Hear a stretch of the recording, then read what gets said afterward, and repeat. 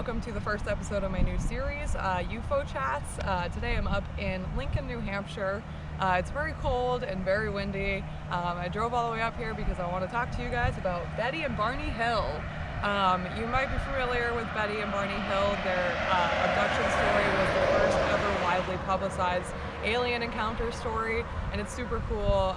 Being a New Hampshire native, I grew up on this story. It was one of the first things I ever learned in this realm of stuff. So came all the way up here and we're going to talk about it. So let's get into it. Alright, so September 1961 is when this event took place.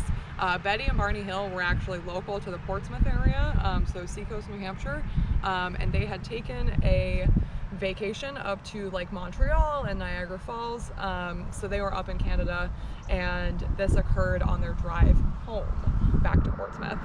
So around 10:30 p.m. they were driving through Lancaster, New Hampshire, when Betty started to notice some weird lights in the sky. She described it as looking similar to a shooting star, but moving in the upwards direction, which I'm sure we've all seen a shooting star before. They don't usually go up, so you know, naturally she was like, hey, that's weird. So they talked about it a little bit amongst themselves. Betty was like very certain from the beginning that they were looking at a flying saucer. Barney was not so sure and really thought that it was a plane. So along their route they stopped at a scenic pull-off for Twin Mountain to try to get a better look. Alright, so when they stopped at Twin Mountain at this scenic look-off, Betty took out her binoculars because she wanted to get a closer look at this craft that she was seeing in the sky. When she got a look at it, she reported it to have a really odd shape to it and multicolored flashing lights going all around the bottom of it. Barney was really just sold on it being a plane until it very suddenly changed direction and swooped down towards them. Granted, like, keep in mind this was like pretty far away from them, so the swoop was not just like, oh, here it is, suddenly here, but you know, they noticed an obvious change in direction from this craft that they had been observing, which was, you know, enough to kind of, you know, be like, oh wait, maybe that is something other than a plane. Planes don't move like that. In their travels, they kept going after pulling off of this scenic look-off, and they drove through Franconia Notch, past the Old Man on the Mountain, and they both saw this craft kind of fly past it and described it to be 1.5 times longer than the Old Man on the Mountain, who's a big boy. He's a pretty big man. So that's pretty large, that's huge, and they kept an eye on it and it was kind of following them as they were driving. After a couple miles, they noticed that the craft had gotten a lot closer to them and had started to descend down towards them. In this UFO's descent, it started to block their view of the road, which is crazy. Like, that had to be a huge craft for it to be able to block the entire view of their road. So naturally, if your view is blocked while you're driving, you're gonna pull over, you're gonna stop and wait till you can see again, because that's how driving works. So they stopped after not being able to see the road anymore, and Barney, being the brave man that he was, he got out of the car and took his binoculars to look up into this craft to try to figure out what was going on. Now, I know if it were me, I'd be really intrigued, but I probably would not leave my car. I don't know that I have it in me to be that. I'm not that courageous, I don't think. Like, that's really, I don't know. Maybe if I ever encounter something like this, I'll let you know how I reacted. But anyway, on to the point. So Barney has his binoculars and he reported that he was looking into the craft and that the craft was very like a silver metallic-y kind of like color on the outside, that had like a dark window that he was looking into with his binoculars. Through the window, he reported seeing 8 to 11 humanoid-looking creatures watching him and staring at their car. And he wasn't able to give a lot of description. You know, you're looking through essentially what is a tinted window.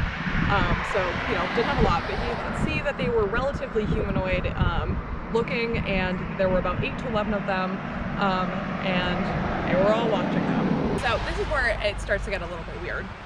So Barney reported that all but one of the humanoid creatures that were inside of this craft kind of dispersed, and the one stayed and started to telepathically communicate with him, where it said, "Stay where you are and don't stop looking," which is crazy. That's scary. I know that would definitely, I'd be like, nope, I'm out, gotta go, sorry, can't do that. But I mean, apparently Barney had the same idea, because they hopped right back in the car and boogied right on out of there, which is fair.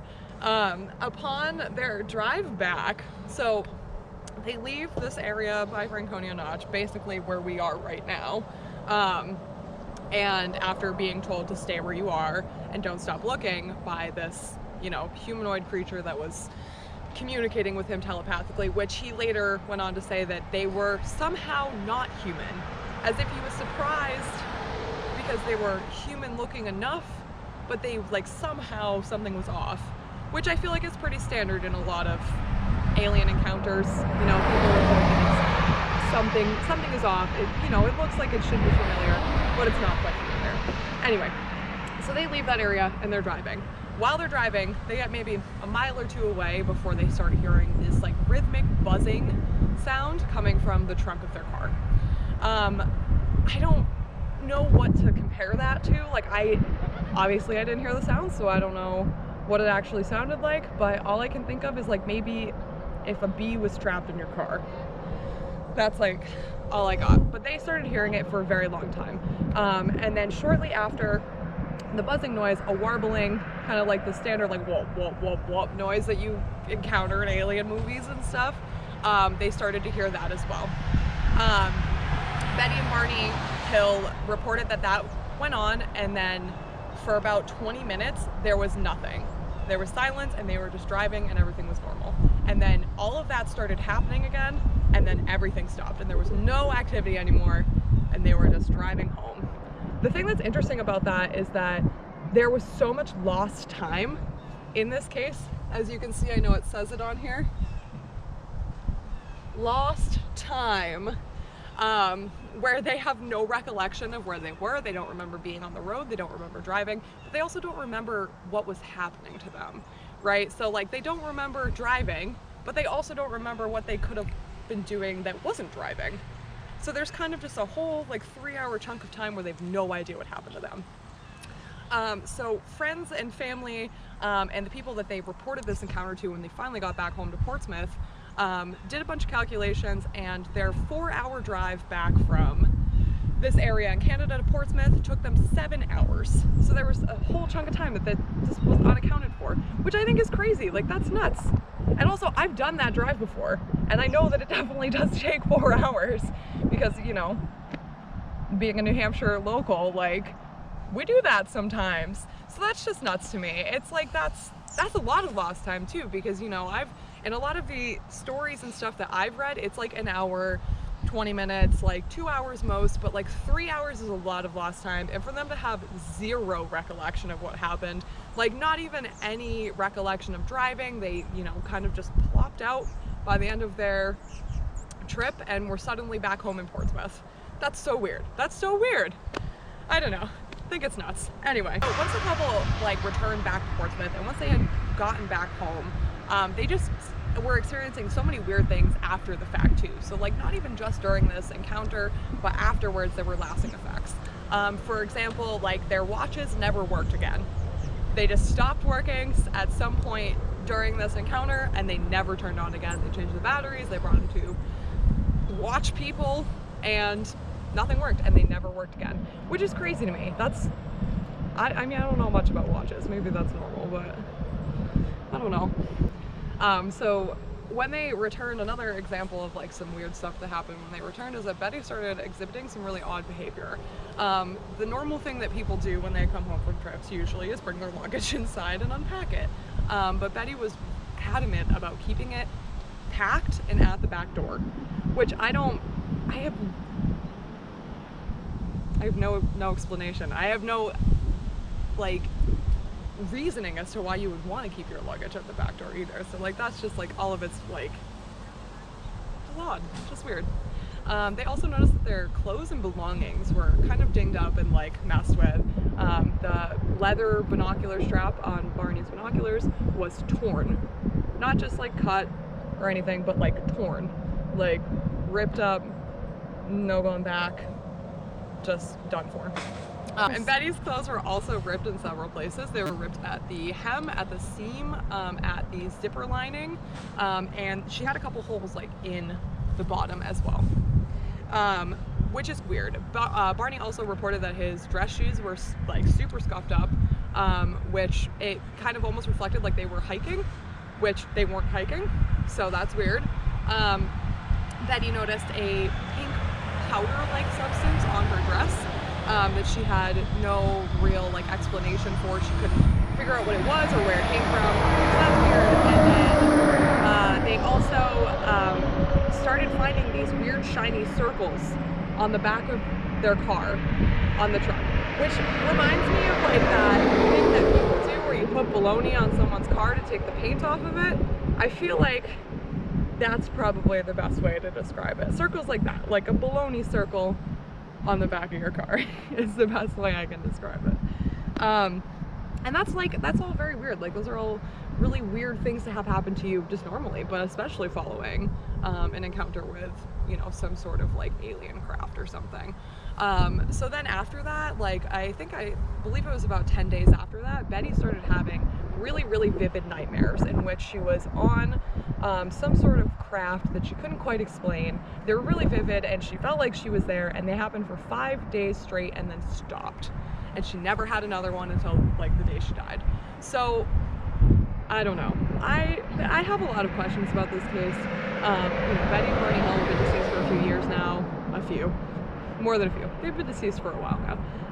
And that's sad. Rest in peace. Hope you guys are doing great.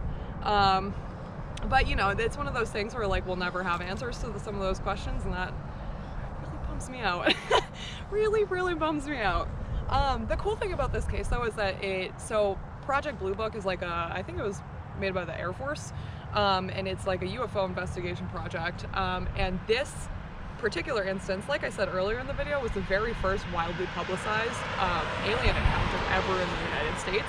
So this really kicked off Project Blue Book, and so some of the big alien encounters that we know of today that have been researched and stored in that area of information were, you know, because of this incident. And also a lot of the stuff that you see in pop culture nowadays, like the way that they represent alien encounters and abductions and stuff, was based straight up like to a T on this encounter, which is so cool. Like they, you know, they had no idea that like what happened to them would like eventually, you know, lead a whole friggin' thing. I don't know, I can't think of the words I'm looking for, but I feel like you guys know what I'm talking about. So that's all I have for you guys on this encounter today. There's a lot more information online, such as like the detailed vivid dreams that Betty was having. She was interviewed about all of them, and the details of them are online, and then transcripts from all the interviews. They did a lot of interviews. People were very interested in this, and the transcripts from those interviews are also online. So if this was interesting to you, you should definitely look into that. And yeah, I hope you guys enjoyed my first UFO-Chats video. Don't forget to like and subscribe, and yeah, I hope you guys stick around and you're here for the next one. Okay, bye!